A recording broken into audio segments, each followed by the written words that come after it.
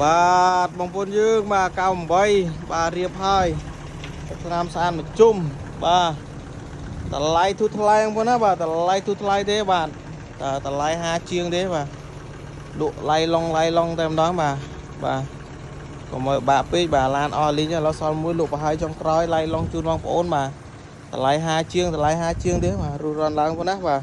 ឡៃឡុងចោលតែម្ដងបងប្អូនណាបាទឡានស្អាត98ធានាម៉ាស៊ីនបបលេងមកអែមបាទឯកសារនេះបាទខ្វះឈៀកខ្វះពុនផ្លូវបាទនិយាយតម្លៃត្រូវគ្នាចំឡើងឲ្យក៏បានដែរបាទអត់ជាបញ្ហាទេបាទ98ប្រភេទឡានស្អាត UV មកជុំបាទឡានថ្មីបាទយកទៅប្រើតែម្ដងបាទយកទៅរកស៊ីបានបាទបើចាំធ្វើរៀបចំអីទៀតទេបាទ98បាទព័ត៌មានទៅកាន់ច្បាស់អាចទៅតំណងមកបានបងប្អូនណាបាទធានាឡានស្អាតឡានថ្មីជូនអត់ឲ្យបងប្អូនខំម្ដងទេបាទឡានថ្មីតែម្ដងណាបាទតម្លៃធូតម្លៃថោកលក់ឡៃឡុងជូនបងប្អូនទីតាំងតកែវបងប្អូនខ្ញុំមើលជាក់ស្ដែងបញ្ជាក់ពិនភាកតាម Telegram ឬក៏តាមឆាតកក់លុយបើជូនបងប្អូនដល់មុខផ្ទះតែម្ដងបាទសេវាកម្មល្អបាទឡានស្អាតបាទបងប្អូនយើងបាច់ភ័យកក់លុយបាត់ឡានទេបាច់ភ័យកក់លុយអត់មានឡានទេមិនបាច់ភ័យកក់លុយឲ្យបាត់លុយទេបាទបងប្អូនកក់លុយដឹងតែបានឡានតែម្ដងបាទ